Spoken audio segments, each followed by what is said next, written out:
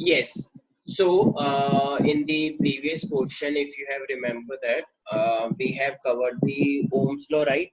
So now today, okay. So if I talk about in the previous portion, we have already studied that the rho is equal to m by n square tau. हमने ये पढ़ा था. और m by n square tau, और हमने ये कैसे निकाला था, याद है ना? वही वाले फॉर्मूले से r is equal to rho l by, ये तो मैं पहले से ही पता है. और लास्ट में जो पोर्शन आया था वो क्या आया था मेरे पास, m by n e square tau l upon में a आया था. तो हमने कंपेयर किया था, तभी तो मेरे पास ये बनकर आया, राइट? इक्वेशन 1 और 2 को कंपेयर करते हैं तभी मेरे पास रो आता है. तो ये क्या है, एक तरह से रेजिस्टेंस का फॉर्मूला है, ठीक है. तो अगर अब हम बात करते हैं यहाँ पे रेजिस्टेंस की, तो देखो अब ना रेजिस्टेंस की हर किसी एलिमेंट के लिए वैल्यू फिक्स होती है, राइट? तो अब जो हमारे पास पोर्शन आ रहा है ना, उसे हम क्या बोलते हैं, उसे हम बोलते हैं कलर कोडिंग. ओके, तो कलर कोडिंग है हमारे पास. तो देखो अब कोई भी किसी भी कलर को देख के हम ये पहचान सकते हैं कि उसका रेजिस्टेंस की वैल्यू क्या है, ठीक है. तो अगर हम ये बताना चाहते हैं तो देखो मेरे पास ना एक पूरा ऑर्डर है और वो हमें देखना है.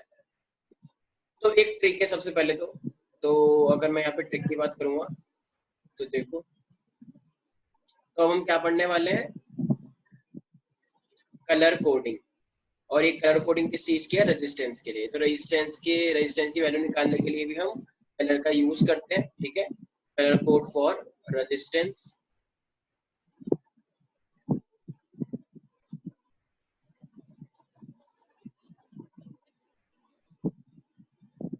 तो कलर कोडिंग है हमारे पास रेजिस्टेंस के लिए. तो इसका अब देखो सबसे पहले हमारे पास में क्या याद रखना है, तो एक चीज याद रखनी है और वो क्या है, बीबी रॉय.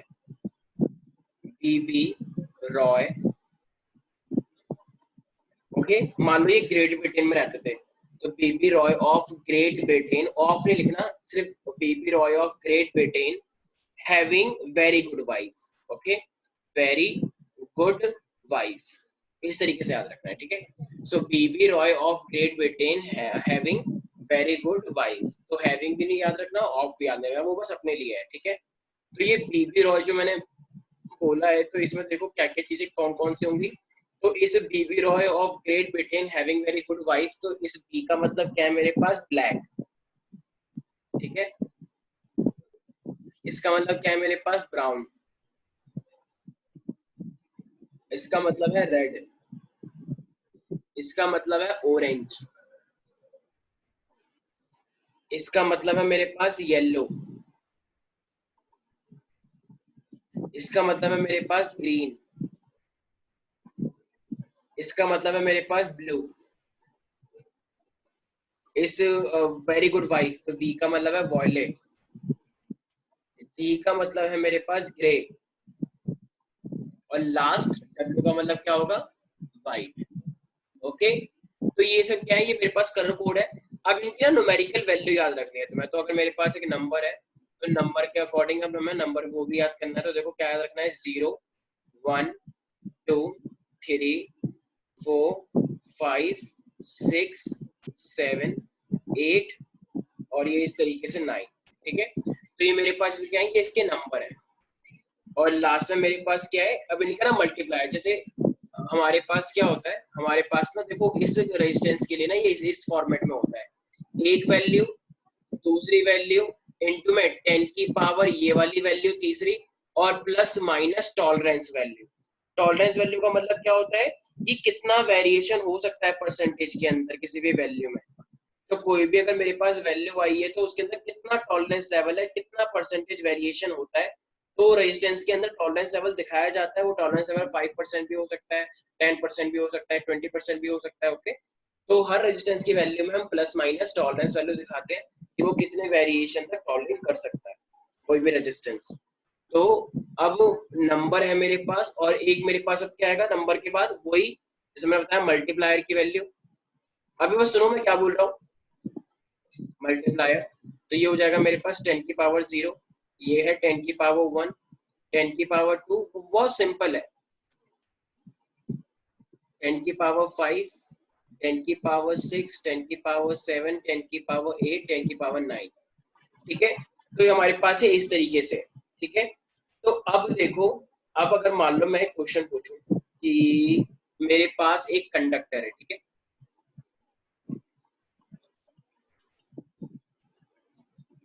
उस कंडक्टर पे पहला जो कलर हो रखा था वो था रेड, दूसरा कलर भी क्या था मान लो रेड, तीसरा कलर भी क्या था मान लो रेड, और उसका लास्ट में कलर दे रखा था सिल्वर, ठीक है। तो देखो क्या सिल्वर कहीं पे यूज हुआ है, मैंने कहीं पे बताया, नहीं बताया। लेकिन अगर रेड रेड रेड को देख के मैं क्या बोल सकता हूँ, देखो पहली डिजिट ये रही, दूसरी डिजिट ये रही, और तीसरी डिजिट ये पावर वाली। तो देखो रेड को देख के क्या लग रहा है, क्या वैल्यू होनी चाहिए, 2 राइट। तो पहले लिखोगे 2, फिर दूसरी भी रेड है, फिर लिखोगे दोबारा 2 इनटू, इसको देखो उसको ये फॉर्मेट है बेसिक, तो इनटू 10 की पावर, तीसरी वैल्यू भी क्या है रेड है, तो मतलब तीसरी वैल्यू भी 10 है, तो यहाँ पे क्या है 10 की पावर 2 राइट, और प्लस माइनस। अब ये सिल्वर दे रखा था। अब देखो एक चीज और याद करनी है, अगर मेरे पास गोल्ड होता है तो गोल्ड के लिए 5% टॉलरेंस लेते हैं, अगर सिल्वर होता है तो सिल्वर के लिए 10% लेते हैं, और अगर कोई कलर ही नहीं होता, नो कलर, अगर फोर्थ का कोई कलर ही ना हो, तो उसके लिए हम 20% टॉलरेंस लेते हैं, ठीक है। तो अगर मेरे पास गोल्ड का कलर है तो 5%, सिल्वर का कलर है 10%, और कोई कलर ही नहीं है तो वो है मेरे पास 20%। Is that clear? तो अब यहाँ पे सिल्वर कलर है, तो बताओ इसका टॉलरेंस लेवल कितना होगा, plus minus, yes 10%. So this is the value of resistance. Is that clear? तो एक ही कंडक्टर के अंदर हम 4 ही कलर लेके चलेंगे, कभी कभी फोर्थ कलर होता नहीं है ना, ऐसा ही टोल्ड यू पीपल। तो फोर्थ वाला जो कंडक्टर है उसके अंदर हमारे पास कलर नहीं होगा, तो वो 20% हो जाएगा, बाकी 4 ही कलर होंगे, क्योंकि हमारे पास इस वैल्यू को दिखाना है ना, इसलिए ये एक क्या है, एक स्टैंडर्ड माना गया है, ठीक है, रेजिस्टेंस को निकालने के लिए। Is that clear? तो इससे बेसिकली हम क्या निकालना चाह रहे हैं, रेजिस्टेंस की वैल्यू निकालना चाह रहे हैं। एक कंडक्टर के अंदर जो रेजिस्टेंस होता है, तो उस रेजिस्टेंस की क्या वैल्यू है, ये वैल्यू निकल के आ रही है। तो इसका मतलब ये रेजिस्टेंस की क्या वैल्यू हुई, जैसे इस वाले क्वेश्चन में क्या है, तो रेजिस्टेंस की वैल्यू है 22 इंटू 10 की पावर 2 प्लस माइनस 10 का वेरिएशन, मतलब टॉलरेंस लेवल। तो ये मेरे पास क्या है, ये है मेरे पास रेजिस्टेंस की वैल्यू। तो इसकी तुम यहाँ पे ओम भी ले सकते हो, ओम का मतलब रेजिस्टेंस की वैल्यू, देखो यहाँ पे लिखा हुआ है ना मैंने, कलर कोड फॉर रेजिस्टेंस। तो ये मेरे पास क्या है, रेजिस्टेंस की वैल्यू निकाल के आते हैं इस कलर कोडिंग से। कंडक्टर के ऊपर रेजिस्टेंस की वैल्यू नहीं होती है, कलर होता है, तो कलर के बेसिस पर मैं खुद ही रेजिस्टेंस निकालना होता है, ठीक है। तो मान लो अगर यही है मेरे पास, तो देखो अगर मैं बोलूं यहाँ पर मेरे पास एक कंडक्टर दे रखा है,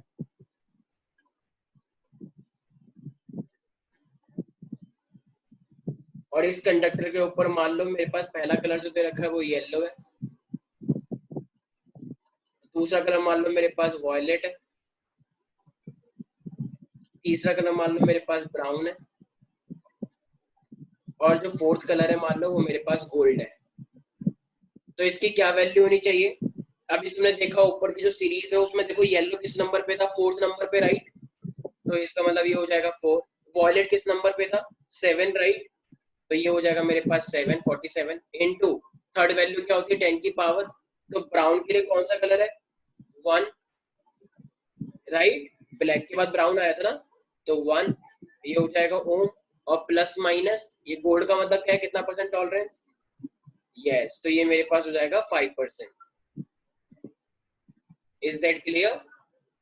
तो इसका मतलब अगर हमें रेजिस्टेंस की वैल्यू निकालनी होती है तो we can use our colour coding.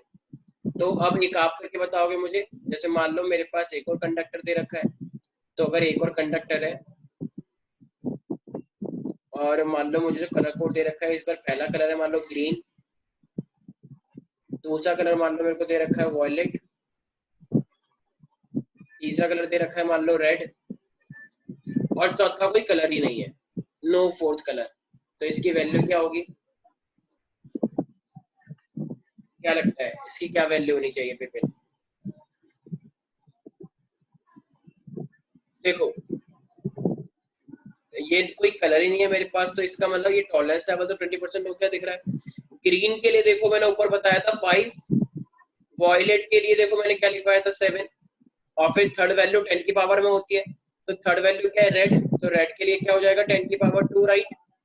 और प्लस माइनस कोई लेवल ही नहीं है, एकदम जीरो है, फोर्थ कलर ही नहीं है, तो फोर्थ कलर ही नहीं है तो कितना टॉलरेंस लेवल होगा मेरे पास 20% right. So this is how we can find out the value of resistance. तो ये जो मेरे पास है यही हमारे पास क्या होता है, this is the colour coding for the resistance, so we can find out the value of resistance. Is that clear? अच्छा, तो ये मेरे पास रेजिस्टेंस की कलर कोडिंग हुई and I hope it is clear to you. अब ऐसी मैंने लास्ट क्लास में कंडक्टिविटी और कंडक्टेंस बताया था राइट, ठीक है। तो देखो अब ना हमारे पास क्या आता है, हमारे पास अब एक बहुत ही इंपॉर्टेंट टॉपिक आने वाला है और वो मेरे पास क्या होता है, ईएमएफ और पोटेंशियल डिफरेंस के बीच का डिफरेंस, कि ईएमएफ क्या होता है और पोटेंशियल डिफरेंस क्या होता है। तो क्या लगता है ये दोनों चीज सेम है या डिफरेंट है? देखो ऑब्वियसली ये दो जो दो होते हैं हमारे पास, ये दो डिफरेंट होते हैं राइट। अब किस तरीके से ये चीज मेरे पास डिफर करती है, वैसे मोटे मोटे तौर पे देखा जाता है तो मोटे मोटे तौर पे तो लोग बोलते हैं कि नहीं नहीं ये एक ही बात है, लेकिन जब एकदम माइक्रो लेवल पे जाते हैं तो इन दोनों का डिफरेंस क्या होता है, अलग हो जाता है। तो ऐसा क्या हो रहा है कि मोटे तौर पे ये बिल्कुल एकदम सेम जैसे यूज होते हैं एग्जाम में हमेशा, मतलब आगे जाके तुम जितनी बार पे यूज करोगे इनका मीनिंग एक जैसा ही होगा, लेकिन जब हम इसे असली में देखते हैं तो असली में इनके बीच में एक माइन्यूट डिफरेंस होता है। तो वो माइन्यूट डिफरेंस क्या है तो देख लेते हैं चलो। तो अब हम क्या चीज के बारे में पढ़ने वाले हैं, तो अब हम पढ़ने वाले हैं कि ईएमएफ और पोटेंशियल डिफरेंस में बेसिक क्या डिफरेंस होता है। तो अच्छा, तो ईएमएफ की फुल फॉर्म क्या होती है मैंने बता रखा है, इलेक्ट्रोमोटिव फोर्स, यस और नो? इलेक्ट्रोमोटिव फोर्स होता है मेरे पास, ईएमएफ जिसे हम बोलते हैं। बट क्या एक्चुअली में ये कोई फोर्स होता है? एक चीज ध्यान रखना, ये ईएमएफ एक्चुअली में कोई फोर्स नहीं होता, ये बस एक फोर्स को रिप्रेजेंट करता है, but it is not actually a force. ये रिप्रेजेंट किस तरीके से, कि देखो इलेक्ट्रोमोटिव फोर्स, इलेक्ट्रॉन को मूव करने के लिए जो फोर्स चाहिए होता है उसे हम ईएमएफ बोलते हैं राइट। जैसे तुम एक नई नई बैटरी खरीद के लेकर आए, सेल खरीद के लेकर आए, तो उसके अंदर जो भी पोटेंशियल है, पोटेंशियल डिफरेंस जो दो टर्मिनल के तो बैटरी के अंदर लिखा होता है 1.5 वोल्ट 2 वोल्ट, तो वो क्या होता है, ईएमएफ, ठीक है। तो अगर सर्किट क्लोज भी है या सर्किट ओपन है तो उसमें के लिए हम क्या लेते हैं, ईएमएफ। लेकिन पोटेंशियल डिफरेंस तुम हमेशा कब लोगे, जब सर्किट क्लोज हो रखी है, ठीक है, जब तुमने उससे वायर को कनेक्ट कर दिया है तो उसे पोटेंशियल डिफरेंस बोलते हैं। तो ये जो मेरे पास आएगा यहाँ पे potential difference,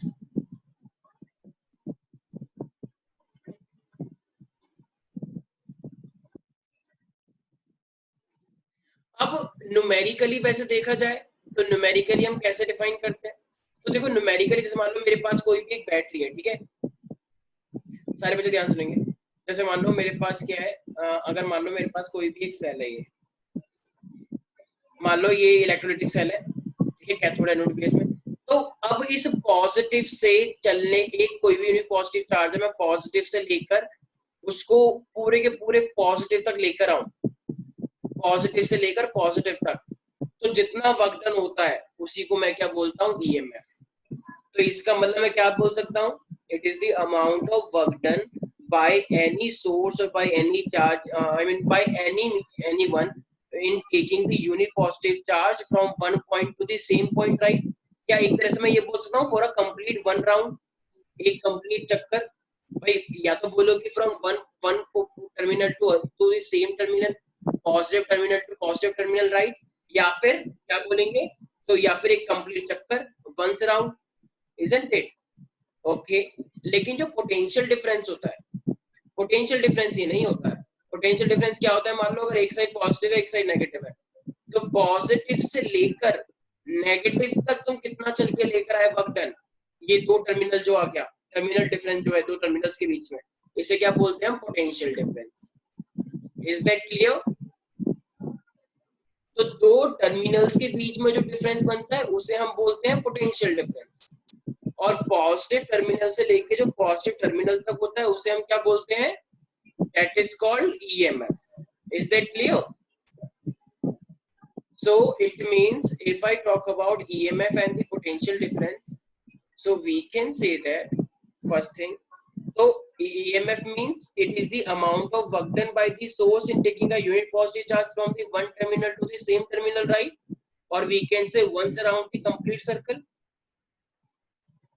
So it is the work done. WT का मतलब work done by a source in taking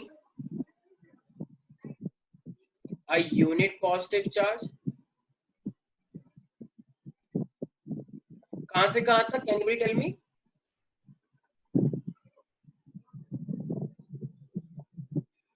तो या तो बोलो from one terminal to the same terminal, या फिर once around one terminal to the same terminal,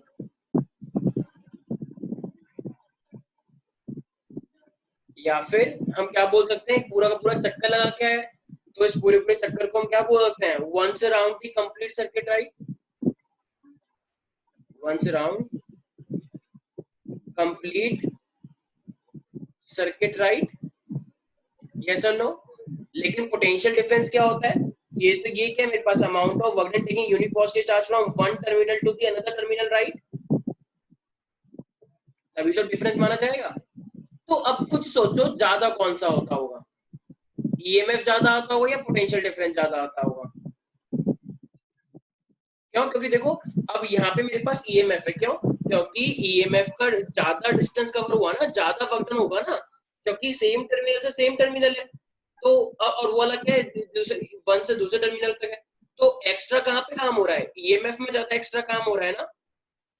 तो जब ईएमएफ में ज्यादा एक्स्ट्रा काम हो रहा है, ज्यादा वर्क डन हो रहा है, तो ऑब्वियस सी बात है ना, ईएमएफ भी तो ज्यादा ही आएगा। Very simple. तो unit charge from one terminal to other terminal, और not terminal only, we can say from one point to other point. Okay, from one point to other terminal भी बोल सकते हो। अच्छा, तो ज्यादा, एक सेकेंड, अब अगर यहाँ पे देखा जाए तो ईएमएफ बताओ क्लोज सर्किट में होता है या ओपन में? ईएमएफ हमेशा, अगर कभी भी तुम सेल खरीद के लेकर आते हो, मान लो तुमने देखा, एक मार्केट में गए, मार्केट में देखा सेल पे लिखा हुआ है 2 वोल्ट 5 वोल्ट, तो वो क्या है उसका? ईएमएफ। तो अभी तो सर्किट कंप्लीट भी नहीं है, तब भी ईएमएफ है उसका। तो इसका मतलब can it exist even if the circuit is not close? तो इसका मतलब ईएमएफ जो होता है वो ओपन सर्किट में भी वर्क करता है, राइट?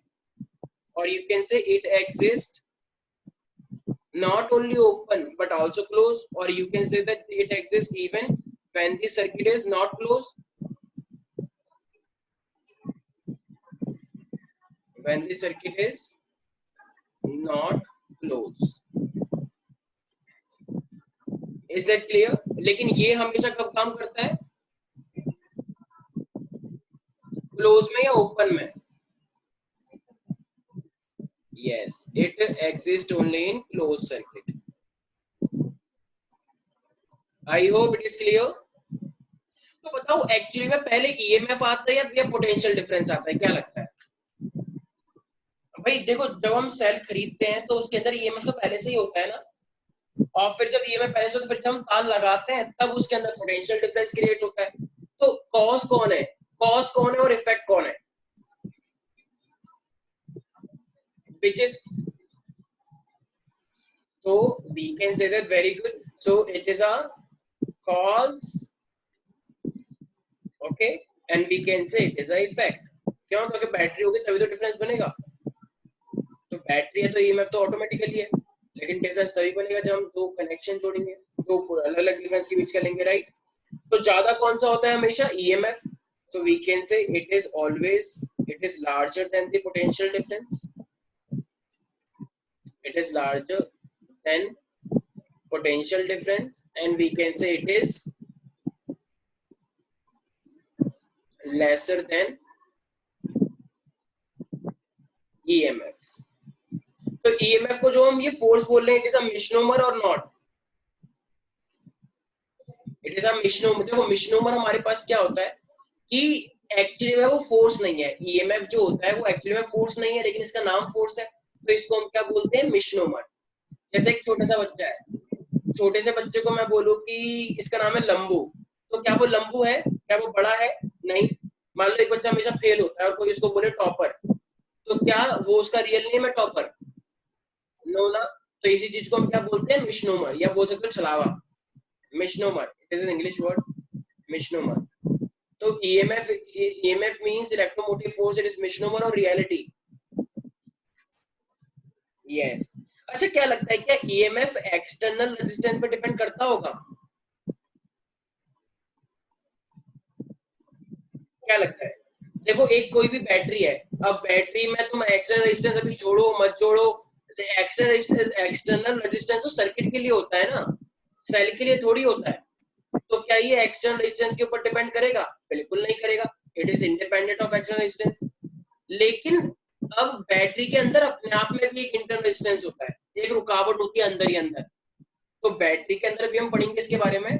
बैटरी के अंदर अपने आप में क्या होती है कि इंटरनल रेजिस्टेंस होता है, ठीक है, रुकावट अंदर ही अंदर, जैसे कैथोड होता है, एनोड होता है, इलेक्ट्रोलाइटिक सॉल्यूशन होता है, तो इसके अपने अंदर ही क्या होता है, रुकावट होती है, जिसे हम क्या बोलते हैं, इंटरनल रेजिस्टेंस बोलते हैं, ठीक है। तो ईएमएफ के अंदर अपना खुद का एक इंटरनल रेजिस्टेंस भी होता है, तो ईएमएफ उस पर डिपेंड करता है। तो क्या पोटेंशियल डिफरेंस एक्सटर्नल रेजिस्टेंस के ऊपर डिपेंड करेगा? बिल्कुल करेगा भाई, वो तो V is equal to I R, तो वो तो करेगा ही करेगा, of course we know that, is that clear? तो ये एक्सटर्नल के ऊपर डिपेंड करेगा। तो मोटे मोटे तौर पे ये था हमारे पास एक basic difference between the EMF and the potential difference. I hope it is clear to you everybody. तो बेसिकली मैंने क्या बोला है कि अगर मैं जब भी बात करूंगा बैटरी की या ये जो सेल देख रहे हैं, तो इसके अंदर बेसिकली क्या होगा, ईएमएफ, ओके। लेकिन जब भी मैं बात करूंगा सर्किट की, तो सर्किट के अंदर जो बेसिकली जो दो पॉइंट्स है वो अटैच है, तो इसका मतलब उसके अंदर करंट क्यों चल रहा होगा, because of the potential difference. और पोटेंशियल डिफरेंस होगा तो ऑब्वियस सी बात है करंट भी चलेगा, right? As I have already told you कि current always move from high potential to the low potential, right? Okay everybody, okay. तो अभी अभी एक सेकंड पहले मैंने एक टॉपिक टच किया कि मेरे पास जो ईएमएफ होता है, जो बैटरी का होता है, बैटरी के अंदर कोई एक्सटर्नल रेजिस्टेंस नहीं होता, मतलब ट्रिप पे वो डिपेंड नहीं करता। लेकिन मैंने बोला कि मेरे पास एक इंटरनल रेजिस्टेंस भी होता है। तो अगर मैं बात करूंगा इंटरनल रेजिस्टेंस की, तो what is the internal resistance? तो देखा जाए तो बैटरी के अंदर क्या होता है, मेरे पास इंटरनल रेजिस्टेंस होता है, जिससे बेसिकली ईएमएफ भी फर्क डालती है, मतलब ईएमएफ इंटरनल रेजिस्टेंस से अफेक्ट हो सकता है, ओके। तो इंटरनल रेजिस्टेंस सर्किट के अंदर, सर्किट के बाहर होता है या बैटरी के अंदर होता है, क्या लगता है गाइस? यस। तो अगर मेरे पास कोई भी बैटरी होगा, तो बैटरी के अंदर जो चीज हमें देखने को मिलती है, तो वो मेरे पास क्या होता है, इंटरनल रेजिस्टेंस होता है। तो देखो, अब अगर मैं इसको शो करके दिखाऊंगा, तो मेरे पास क्या क्या चीजें होती है।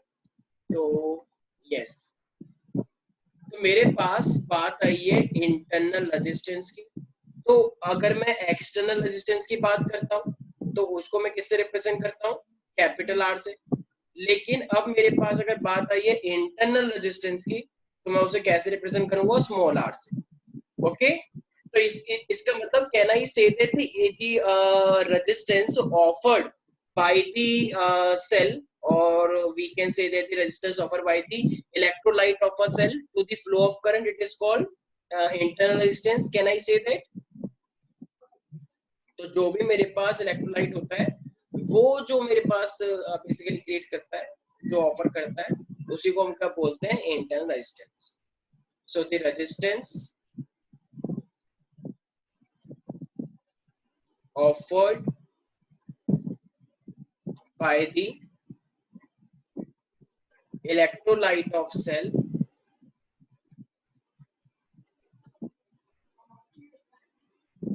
to the flow of current, to the flow of current between the electrodes, between the electrodes is called internal resistance of the cell, is called internal resistance of the cell, okay, this is called internal resistance. अब मेरे पास अब cell के अंदर भी cathode anode होता है, right? तो अगर मैं इंटरनल रेजिस्टेंस की बात करता हूँ तो क्या करता है, किस किस के ऊपर वो डिपेंड करता होगा? तो देखो जितना ज्यादा, एक खुद सोचो, अगर मेरे पास ये एक इलेक्ट्रोलाइटिक सेल है, सेल के अंदर कैथोड एनोड होता है, तो अगर मैं इसकी बात करूँ तो देखो मेरे पास जितना ज्यादा कॉन्सेंट्रेटेड होगा कोई भी इलेक्ट्रोलाइट है, मान लो कोई भी, जैसे कॉपर सल्फेट मैं बोलता हूँ, उसके अंदर डिसॉल्व हो रखा है, तो जितना ज्यादा कॉन्सेंट्रेशन होगा तो करंट तेज जाएगा या स्लो जाएगा? ऑब्वियसली बात है स्लो जाएगा, राइट? देखो एक मेरे पास वाटर है, एक मेरे पास हनी है, किसके अंदर तैरना आसान होगा, हनी या वाटर? वाटर, क्योंकि वाटर क्या डाइल्यूट। तो इसका मतलब अगर मेरे पास बहुत ही कॉन्सेंट्रेटेड इलेक्ट्रोलाइट है तो क्या उसके अंदर आयंस मूव कर पाएंगे ज्यादा? नहीं। तो अगर ज्यादा मूव नहीं कर पाएंगे तो इसका मतलब एक तरह से मैं बोल सकता हूँ क्योंकि उसका रेजिस्टेंस हाई हो जाएगा, रुकावट हो गई ना। कॉन्सेंट्रेटेड होने से क्या हो गई, रुकावट ज्यादा हो गई, और रुकावट का मतलब क्या होता है, इंटरनल रेजिस्टेंस। ये अंदर की बात है ना यहाँ पे इलेक्ट्रोलाइट, राइट? तो इसका मतलब कहना ही से ये जो मेरे पास इलेक्ट्रोलाइट था जो कि बहुत ही कॉन्सेंट्रेटेड पे है, ठीक है, तो ये अगर बहुत गाढ़ा हो जाएगा, बहुत ही कॉन्सेंट्रेटेड है, कॉन्सेंट्रेटेड, तो इसका मतलब ये कॉन्सेंट्रेटेड क्यों है, क्योंकि आई मीन ये तो मैंने कर दिया है ना, तो इसका मतलब मैं बोल सकता हूँ कि internal resistance is directly proportional to the concentration, right? जितना ज्यादा गाढ़ा होगा उतना ही ज्यादा रुकावट होगी, राइट? यस और नो? Yes everybody, okay. अब मान लो मेरे पास दो इलेक्ट्रोलाइट होती हैं, कैथोड और एनोड, तो मुझे एक बात बताओ, ये कैथोड है और एक मेरे पास एनोड है, तो बताओ ज्यादा करंट कहाँ पे फ्लो करेगा, जब ये इनका डिस्टेंस कम होगा या जब इनका डिस्टेंस ज्यादा होगा? बताओ। अब मान लो suppose you have a friend, okay, एक फ्रेंड आपके पास में रहता है, एक फ्रेंड आपसे बहुत दूर है, मान लो बहुत ही दूर, मान लो दूसरी कंट्री में है, तो अच्छी बॉन्डिंग किससे होगी, पास वाले से दूर वाले से? तो ऑफ कोर्स किससे की बॉन्डिंग अच्छी, जो पास है, उससे रोज बात होगी। तो इसका मतलब सेम, अगर इलेक्ट्रोलाइट पास में होंगे तो वहां पे ज्यादा करंट फ्लो करेगा, और जो दूर होंगे वहां पे कम करेगा। इसका मतलब तो जितना ज्यादा डिस्टेंस होगा उतनी ज्यादा रुकावट होगी। तो कैन आई से दैट, इसका मतलब internal resistance is directly proportional to the distance between the electrodes. जितना ज्यादा हम डिस्टेंस रखेंगे, ये ऐसे बोलना चाहिए, distance between the electrodes, okay. अच्छा एक चीज याद रखनी है, देखो एक ना मेरे पास इलेक्ट्रोलाइट का ना एक कॉमन एरिया होता है, ठीक है? तो कॉमन एरिया जो होता है इलेक्ट्रोड्स का, बेसिकली जो हम इलेक्ट्रोलाइट के अंदर डालते हैं, तो देखो मेरे पास कोई भी एक सॉल्यूशन है, राइट? तो अगर मैं मान लो एक इलेक्ट्रोलाइट मेरी इतनी लंबी, एक इलेक्ट्रोलाइट इतनी है, तो कॉमन एरिया कितना हुआ मेरे पास इसका? तो देखो this is the common area, इतना हिस्सा, यहाँ पर ये भी सिर्फ इतना हिस्सा क्या हुआ मेरे पास, ये कॉमन एरिया हुआ यहाँ से लेकर यहाँ तक का, ये एक्स्ट्रा है ना, तो इसको कंसिडर नहीं करना है। तो जितना ज्यादा मेरे पास कॉमन एरिया होगा जब भी हम इलेक्ट्रोड को इलेक्ट्रोलाइट में डालते हैं, उतना उतना ज्यादा मेरे पास करंट आता है। तो अगर उतना ज्यादा करंट आता है तो इसका मतलब रेजिस्टेंस कम हो गया होगा, राइट? तो इसका मतलब internal resistance is inversely proportional to the common area. क्यों? जितना ज्यादा कॉमन एरिया होगा उतना कम रेजिस्टेंस हो जाएगा, क्यों? क्योंकि उतना ज्यादा करंट आता है। यस और नो? तो we can say that the common area of the electrodes, और इलेक्ट्रोड हमेशा कहाँ पे डिसॉल्व होती है, कहाँ पे इमर्ज रहती है? तो electrode are emerged into the emerged into basically the immerse into the electrolyte, okay. तो ये जो मैं बात कर रहा हूँ इलेक्ट्रोलाइट्स की, और ये जो मैं बात कर रहा हूँ इलेक्ट्रोड की, ठीक है, तो ये मेरे पास क्या है, ये मेरे पास एक बेसिक, तो ये जो हम पोर्शन पूरा का पूरा पढ़ रहे हैं, तो ये वाला पूरा का पूरा पोर्शन हम कहाँ पे पढ़ते हैं, जब हम 11th और 12th में आ जाएंगे तो हम टॉपिक पढ़ेंगे जिसे हम क्या बोलते हैं, इलेक्ट्रोलाइट, ठीक है? सेल के अंदर इलेक्ट्रोलाइट्स होते हैं, इलेक्ट्रोड्स होते हैं, 10th में ही पढ़ते हैं हम डिफाइनिंग, तो उसमें भी ये सब चीजें हम ऑलरेडी डिस्कस करके रखते हैं, ठीक है? तो अभी बस ना ध्यान रखो, सेल के अंदर इलेक्ट्रोलाइट होता है, राइट, टू इलेक्ट्रोड्स होते हैं, और ये चीजें हम आगे डिटेल में पढ़ेंगे। तो अभी बस ध्यान रखना है कि सेल के अंदर भी एक इंटर रेजिस्टेंस होता है, राइट, जिसको हम स्मॉल आर से रिप्रेजेंट करते हैं, ठीक है? अभी फाउंडेशन के लिए इतना ही पढ़ना। So yeah, after this internal resistance, okay, so what do you think guys कि जो internal resistance होता है वो टेम्परेचर पे कैसे डिपेंड करता होगा, ज्यादा या कम? अच्छा देखो मुझे एक बात बताओ, जब जब टेम्परेचर ज्यादा होता है मेरे पास तो आयंस बहुत जल्दी मूव करते हैं राइट, जब हम किसी चीज को गर्म करते हैं तो बहुत ज्यादा मूवमेंट दिखती है हमें पानी के अंदर भी राइट। तो इसका मतलब अगर आयन ज्यादा फ्लो कर रहे हैं तो इसका मतलब करंट भी ज्यादा ही फ्लो कर रहा होगा, क्योंकि जितने ज्यादा आयन उतना ज्यादा करंट, और जितना ज्यादा करंट तो उतना कम रेजिस्टेंस। तो इसका मतलब ये टेम्परेचर पे डायरेक्टली प्रोपोर्शनल है या इनवर्सली प्रोपोर्शनल है? इंटरनल रेजिस्टेंस की अगर मैं बात करूं तो यस टेम्प, क्यों? क्योंकि बिकॉज टेम्परेचर ज्यादा होगा तो करंट ज्यादा होगा, और अगर करंट ज्यादा हो गया तो इंटरनल रेजिस्टेंस कम होगा। Is that clear everybody? Okay, तो बहुत सिंपल सी बात है। Okay, I hope it is completely clear. तो देखो अब हम शो कैसे करके दिखाते हैं बेसिकली। तो अगर मैं यहाँ पे बात करूंगा कि किस तरीके से हमें शो करना है कोई भी एक जो सेल होता है, देखो हमें पता है कि हमारी कोई भी एक सर्किट होती है। तो सर्किट के अंदर हम बेसिकली क्या बनाते हैं, एक बैटरी बनाते हैं। तो देखो उसको दो तरीके से शो किया जाएगा। मान लो ये मेरे पास बैटरी है, ठीक है। अब इस बैटरी के अंदर जो इंटरनल रेजिस्टेंस होता है तो उसको हम इस तरीके से शो कर सकते हैं। तो ये जो जस्ट इस बैटरी से जो ये कनेक्ट हो रखा है, ये मेरे पास क्या है, this is my internal resistance. अब और ये जो मेरे पास क्या है, ये मेरे पास क्या है, एक्सटर्नल रेजिस्टेंस। तो अब आई नो कुछ लोग बोलेंगे सर हमें पता कैसे चलेगा कौन सा इंटरनल कौन सा और कौन सा आउटर है। तो एक काम करते हैं, इसको दूसरे कलर से मैं कलर कर देता हूँ। तो इस तरीके से दिया जाएगा। तो ये पूरा का पूरा हिस्सा किसको रिप्रेजेंट कर रहा है, एक बैटरी को। क्यों? क्योंकि बैटरी के अंदर ही ईएमएफ होती है, और बैटरी के अंदर ही ईएमएफ के बाद ये क्या है मेरे पास यहाँ पे, तो ये पूरा का पूरा हिस्सा क्या रिप्रेजेंट कर रहा है, it is a cell right. और ये एक प्लस साइड है एक माइनस साइड है, तो इसे हम क्या बोलेंगे अपना ई। और ये जो मेरे पास है ये क्या है, एक्सटर्नल रेजिस्टेंस या internal resistance, what is that? So this is my internal resistance. तो करंट यहाँ से निकलेगा और यहाँ पे आके बैटरी के अंदर आ जाएगा, राइट? ओके, तो I hope it is completely clear to everybody. अच्छा देखो अब मैंने एक चीज बताई थी, ये फॉर्मूला बहुत ही इंपॉर्टेंट आने वाला है।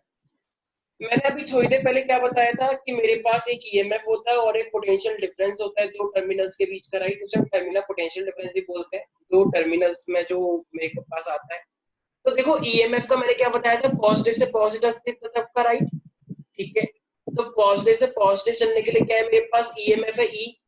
ओके, अब अगर मैं देखो ईएमएफ मेरा यहाँ से लेकर यहाँ तक सारे बच्चे देंगे, ईएमएफ यहाँ से लेकर यहाँ तक था, राइट? तो ये ई हो गया।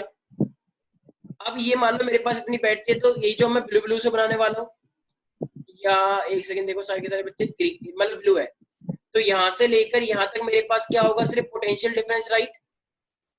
सिर्फ पोटेंशियल डिफरेंस। और अब अगर मैं ग्रीन ग्रीन से बनाऊं तो ये बैटरी के अंदर का पोर्शन, राइट?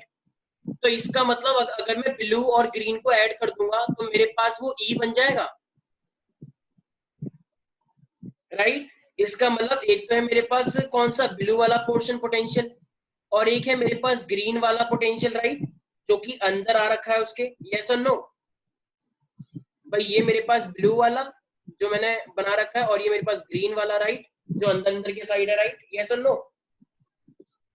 अच्छा, तो जो बाहर की साइड होगा, तो बाहर की side v is equal to क्या लगेगा, आई आर। तो ये आई आर कैपिटल आर होगा स्मॉल आर होगा, ऑफ कोर्स कैपिटल आर होगा, राइट? तो कहना है इसे it would be I into capital R. और जो ये वी ग्रीन है, ग्रीन वाला जो मैंने बनाया है वो क्या होगा, भाई करंट तो जाएगा ही जाएगा अंदर, लेकिन करंट जो स्मॉल आर है वो भी तो मेरे पास जो इंटर रेजिस्टेंस लगेगा ना उसके अंदर। तो can I say that E is equal to I R plus का आई इंटू स्मॉल आर, ठीक है? तो एक काम करते हैं, क्या मैं इसमें से आई को कॉमन निकाल सकता हूँ? बिल्कुल। तो आई को कॉमन निकाल ले तो मेरे पास हो जाएगा ये आई आर प्लस का स्मॉल आर, राइट? यस और नो पीपल? ओके, तो अगर मुझे यहाँ से करंट निकालना हो तो करंट की वैल्यू क्या होगी मेरे पास, टोटल अगर देखा जाए। देखो 10th क्लास में यूजुअली हम ये इंटरनल रेजिस्टेंस और ईएमएफ नहीं बताते थे, लेकिन फाउंडेशन है या मान लो कोई भी डिटेल में पढ़ना है तो ये सब बताना पड़ता है हमें। तो E is equal to I capital R into small R हो गया। तो अब मेरे पास क्या आ जाएगा, E अपॉन में R प्लस का R, और ये हो जाएगा मेरे पास करंट I। तो इसका मतलब बताओ, तो अगर मुझे पूरा I निकालना है ईएमएफ के टर्म्स में तो क्या होगा, अगर तुमने ईएमएफ लिया है तो ऑफ कोर्स ही बात है ना, तो स्मॉल r भी लेना पड़ेगा। लेकिन अगर तुम V लेते थे तो V में सिर्फ हम कैपिटल R लेते थे। याद आया कुछ? तो अब जो हम निकालने वाले हैं ईएमएफ के लिए, तो ईएमएफ लिया तो स्मॉल r भी तो लेना पड़ेगा। Very simple. ओके, तो मेरे पास ये आई निकल चुका है। अगर मेरे पास ये आई निकल चुका है तो मुझे एक बात बताओ, बहुत सिंपल भाई, हमें क्या पता है? हमें पता है V इज इक्वल टू क्या होता है? आई आर होता है। अगर V is equal to I R होता है तो I की वैल्यू क्या मैंने निकाल ली है? तो ये तो ओम्स लॉ है ना। अगर मैंने I की वैल्यू ये सेल का यूज करके निकाली है तो क्या मैं इस I की वैल्यू को यहाँ पे पुट कर सकता हूँ? बिल्कुल। तो मेरे पास क्या हो जाएगा I की वैल्यू? तो ये हो जाएगा E अपॉन में R प्लस का स्मॉल r, राइट। और ये हो जाएगा मेरे पास कैपिटल R। Got it? तो इसका मतलब मैं बोल सकता हूँ V is equal to E R upon capital R plus का स्मॉल r। यस और नो? ओके, तो मेरे पास ये V आ चुका है। Fine that. ओके, अब अगर मुझे निकालना हो, देखो एक मेरे पास स्मॉल r मेरे पास है, देखो कैसे, एक सेकेंड। तो मैंने V निकाल लिया और जो मेरा V निकल के आया है ई आर अपॉन में R प्लस का स्मॉल r। बहुत बार क्वेश्चन में हमसे ये पूछा जाएगा कि स्मॉल मतलब इंटरनल रेजिस्टेंस निकालो, क्योंकि बहुत इंटरनल रेजिस्टेंस बहुत ही छोटा होता है। एक बात हमेशा ध्यान रखना, बहुत छोटा सा होता है इंटरनल रेजिस्टेंस, ठीक है। तो मेरे पास V तो निकल के आ गया। अब कह रहा है इंटरनल रेजिस्टेंस भी निकाल के दिखाओ, तो हम इंटरनल रेजिस्टेंस को उधर ले जाएंगे तो निकल के आ जाएगा, राइट। लेकिन अब एक काम कर रहा है कि एक दूसरा तरीका भी निकाल सकते हैं क्या। देखो, अगर मुझे ऊपर वाले फॉर्मूले में देखो, अगर मुझे ये अभी मैंने बताया था ना, E इज इक्वल टू क्या होता है? E is equal to V plus का V डैश होता है। यस और नो? अभी बताया ना मैंने, ब्लू और ग्रीन करके। तो क्या मैं इसको फिर ऐसे लिख सकता हूँ? E is equal to V plus का आई आर स्मॉल r, ऐसे लिख सकता हूँ। तो अगर मैं ऐसे लिखूंगा तो इसका मतलब, अब अगर मुझे पोटेंशियल लिखना होगा तो potential would be equal to V is equal to E minus का आई आर। इसके बाद ये तो आएगा, मैं इसको उधर ले गया ना, तो E माइनस का आई आर हो गया। ओके, अब अगर ये हो गया मेरे पास, तो मुझे बताओ इस E को एक काम करते हैं, उधर लेके जाऊंगा मैं। तो एक तो मेरे पास V का फॉर्मूला ये हो गया, फाइंड दैट। अब एक काम करो, अगर मैं इस V को उधर लेके जाऊंगा तो मेरे पास स्मॉल r क्या हो जाएगा? तो स्मॉल r मेरे पास हो जाएगा E माइनस का V अपॉन में I। यस और नो? बहुत सिंपल। मैं E को उधर ले गया, I को नीचे लेकर आ गया, राइट। तो ठीक है, अब मुझे एक बात क्या पता है कि जो I होता है, I is equal to Ohm's law होता है। I इज इक्वल टू क्या मैं V बाय R बोल सकता हूँ? ओम्स लॉ के according we know that I is equal to क्या होता है? V बाय R होता है। यस और नो? तो मेरे पास हो जाएगा वो E माइनस का V अपॉन में V बाय R, और ये R डिनोमिनेटर में, तो ये ऊपर आ जाएगा। तो मेरे पास बहुत बहुत इंपॉर्टेंट, जो कि सबसे ज्यादा यूज होने वाला न्यूमेरिकल आता है इंटरनल रेजिस्टेंस पे, तो वो क्या आएगा? E माइनस V अपॉन में R इंटू कैपिटल R। ठीक है, तो ये वाला एक तो ये V वाला फॉर्मूला E R अपॉन में R प्लस R, और एक ये जो भी मैंने निकाला है, तो ये वाले पे न्यूमेरिकल बहुत ज्यादा बनते हैं। तो मेरे पास क्या आएगा? Small r is equal to E minus का V, E माइनस का V अपॉन में V into R। Okay, so this is my internal resistance in terms of EMF, terminal potential, potential difference, and into R. Clear that? Okay. एक चीज हमेशा ध्यान रखनी है कि जब भी मेरे पास सर्किट ओपन रहती है, तो ओपन सर्किट होने पे मेरे पास कोई भी करंट नहीं होता। तो जब भी मेरे पास कोई भी करंट नहीं होगा, तो करंट ना होने पे जितना मेरे पास ईएमएफ होता है उतना ही मेरे पास पोटेंशियल का ओपन सर्किट भी रहता है। तो बस बेसिकली मैं ये कहना चाह रहा हूँ। अच्छा देखो, फॉर्मूले अगर मैं देखो तो ईएमएफ मेरे पास क्या होता है, मैंने बताया ना, ईएमएफ अगर अब देखा जाए तो क्या मैं एक चीज बोल सकता हूँ, ईएमएफ को मैंने कैसे डिफाइन किया था? Amount of work done required from one terminal to the same terminal, right. तो अगर मैं डेफिनेशन के अकॉर्डिंग देखूं, अभी तो मैंने एक चीज देखी कि वर्क डन अब लेकर आते हैं किसके, एक चार्ज से वर्क डन करवाते हैं, तो वो मेरे पास ईएमएफ होता है, right. And EMF is not a force. अब ये भी एक सेकंड पहले मैंने एक और फॉर्मूला देखा, जो ईएमएफ होता है वो V प्लस का IR होता है। ये वाला बैटरी के अंदर होता है, ये वाला बैटरी के बाहर होता है, और टोटल क्या होता है, ईएमएफ होता है, राइट। तो अगर मैं इस वाले V को ओम्स लॉ से I इंटू कैपिटल R भी कर देता हूँ तो मेरे पास क्या बन जाता है, I को कॉमन ले लो तो वो I R प्लस का R हो जाता है। यस और नो? ओके। इसी तरीके से अगर मैं बोलता हूँ कि मेरे पास V is equal to IR होता है, तो IR होता है, तो अभी अभी देखो मैं I की वैल्यू तो पहले ही निकाल चुका हूँ। देखो ये रही, ये देखा था I की वैल्यू कैसे, ये I की वैल्यू याद है, ये वाली, ये रही। तो अगर मैं इस वैल्यू को देखूं, ये रही यहाँ पे, तो I की वैल्यू क्या है, E अपॉन R प्लस का, बहुत सिंपल है, ये मैंने नीचे भी लिखी हुई है। तो अगर मैंने ये नीचे भी लिखी हुई है तो मेरे पास क्या हो जाएगा, एक सेकेंड, तो मैंने ये I की वैल्यू E देखो यहाँ पे भी दिख रही है, तो इसका मतलब अगर मैं यहाँ पे वैल्यू लिखना चाहूंगा, 1 सेकेंड, तो I अगर मेरे पास क्या हो जाएगा, E R प्लस का R हो जाएगा, तो we can simply say that ये हो जाएगा मेरे पास E, ये जो I की वैल्यू आई है R प्लस का R इंटू में, ओ सॉरी ये वैल्यू थी, तो V is equal to I की वैल्यू तो आई गई, तो ये हो जाएगा E R प्लस का R इंटू में R। यस और नो? तो फाइनली इसका मतलब मैंने ये पोटेंशियल भी निकाल दिया। तो ये मेरे पास बेसिक फॉर्मूले हैं जिसके ऊपर काफी सारे यूजुअली क्वेश्चन पूछे जाते हैं। ओके। अब कभी कभी मालूम नहीं चलता क्या क्वेश्चन पूछेगा, तो कभी कभी वो क्वेश्चन पूछेगा कि आपको ना एक ईएमएफ निकालना है, you have to find out the EMF. मान लो एक करंट है हमारे पास 3 एम्पियर का, 3 एम्पियर का करंट कितनी देर तक चला है, मान लो वो चला है मेरे पास 5 मिनट तक। तो 3 एम्पियर का करंट अगर मेरे पास 5 मिनट तक चला है सर्किट के अंदर, कह रहा है 900 जूल ऑफ वर्क डन किया जा रहा है, ठीक है। तो कितना वर्क डन हुआ है, 900 जूल।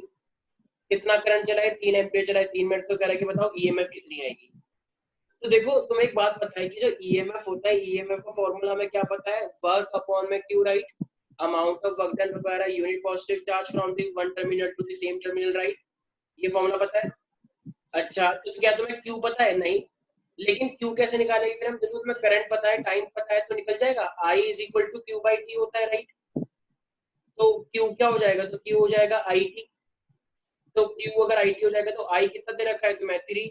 टाइम कितना दे रखा है तुम्हें, 5 मिनट। 5 मिनट का मतलब सेकंड में कन्वर्ट करेंगे तो 5 इंटू 60 हो जाएगा। तो 5 इंटू जब 60 करेंगे तो ये मेरे पास कितना हो जाएगा, 30 9, तो ये मेरे पास हो जाएगा 900 कूलम, राइट। तो टोटल चार्ज कितना निकल के आ गया, 900 कूलम, राइट। तो चार्ज मेरे पास 900 कूलम आ गया, वर्क मुझे दे रखा है 900 जूल, तो कितना निकल के आएगा ईएमएफ, देखो ये 900 जूल।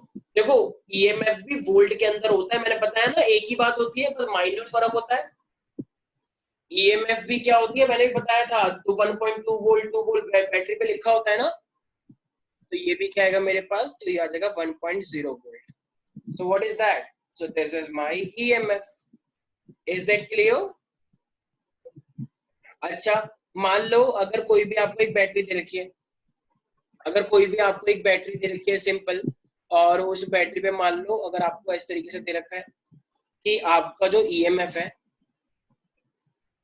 मान लो आपका ईएमएफ आपको दे रखा है 2 वोल्ट, इंटरनल रेजिस्टेंस दे रखा है बैटरी का 2 ओम, एक एक्सटर्नल रेजिस्टेंस दे रखा है मान लो 998 ओम। तो कह रहा है कि बताओ करंट कितना निकल के आएगा बैटरी से। तो कैसे करेंगे इस क्वेश्चन को, ईएमएफ आपको दे रखा है, इंटरनल रेजिस्टेंस दे रखा है, कैपिटल आर से, वेरी गुड। तो अगर हम देखा जाए तो इसका मतलब कैसे करेंगे हम, I is equal to EMF R plus का स्मॉल r। तो ये ईएमएफ कितना है मेरे पास 2 वोल्ट, ये कैपिटल R कितना है मेरा 998, ये कितना है स्मॉल r 2, तो ये कितना हो जाएगा मेरे पास 2 अपॉन में 1000, तो 2 अपॉन में 1000 एक तरह से क्या लिख सकते हैं हम, 2 इंटू 10 की पावर -3 एम्पियर, यस और no? Is that clear? Okay. अगर ये मान लो हमसे ये भी बोलते कि हमने एक हमने वोल्ट मीटर लगा रखा है, तो वोल्ट मीटर क्या बताता है, ईएमएफ या पोटेंशियल डिफरेंस, क्या लगता है? तो अगर हमको पता है कि जो वोल्ट मीटर होता है वो पोटेंशियल डिफरेंस बताता है, तो हम क्या निकालेंगे, V is equal to I R होता है, राइट। स्मॉल आर लेने की जरूरत नहीं होती, वो तो बैटरी के लिए होती है। तो अभी भी हमने करंट निकाल लिया 2 × 10⁻³ रेजिस्टेंस हमको दे रखा है 998, तो हम कैलकुलेट करके आंसर निकाल लेंगे, राइट। तो बहुत सिंपल है, इसका मतलब ऐसे क्वेश्चंस भी हम कर सकते हैं। Any doubt in this? ठीक है। कभी कभी ना हमको देखो बहुत सारी सर्किट वो देता है, तो बहुत सारी सर्किट देने के बाद ऐसा ही टोल्ड यू कि हमारे पास बहुत ही मतलब वो वाला जो फॉर्मूला मैंने बताया था, इफ यू रिमेम्बर दैट, कि मेरे पास ईएमएफ दे रखा होता है, वी दे रखा होता है, कैपिटल आर दे रखा होता है, या कैपिटल आर अगर नहीं भी दिया है तो मान लो एक में कॉम्प्लिकेटेड नेटवर्क दे रखा है, तो क्या हम इक्विवेलेंट रेजिस्टेंस निकाल सकते हैं? मैंने एक फॉर्मूला बताया था कि E जो होता है वो आर ई माइनस का V अपॉन में V होता है, राइट। मान लो मैं तुमसे बोल रहा हूँ कि एक मेरे पास EMF दे रखी है 1.5, एक मेरे पास मान लो V दे रखा है 1.4, राइट।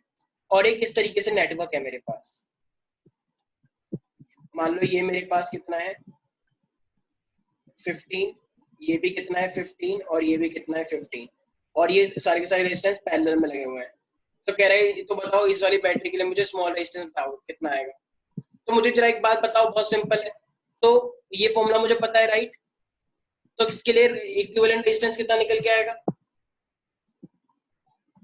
इक्विवेलेंट रेजिस्टेंस कितना निकल के आएगा, ये पैरेलल में है सारे के सारे, तो पैरेलल में तो मैंने बताया था जब भी 15/3 हो जाएगा, राइट। तो इसका मतलब एक के टोटल कितना निकल के आया 5, ये इक्विवेलेंट रेजिस्टेंस कितना निकल के आ गया 5, तो इसका मतलब आर कितना हुआ टोटल 5 हो गया। तो मुझे ये 5 भी पता है, ईएमएफ मुझे 1.5 दे रखा है 1.4 और अपॉन में 1.4, तो कैलकुलेट करने के बाद क्या इंटरनल रेजिस्टेंस आ जाएगा मेरा। तो इसका मतलब इस टाइप के क्वेश्चंस को भी हम अलग अलग ऐसे फॉर्मूले से हम सॉल्व कर सकते हैं। सो आई होप कि हमारे पास ये वाला phenomena everyone got this point, right. Is there any doubt in this? तो guys with that I guess सबको समझ में आ गया होगा। तो गाइस मिलते हैं हम नेक्स्ट क्लास के अंदर guys, okay. So guys take care, bye bye. जिसको जो भी डाउट हो पर्सनली भी पूछ सकता है, ओके। सो बाय बाय, टेक केयर।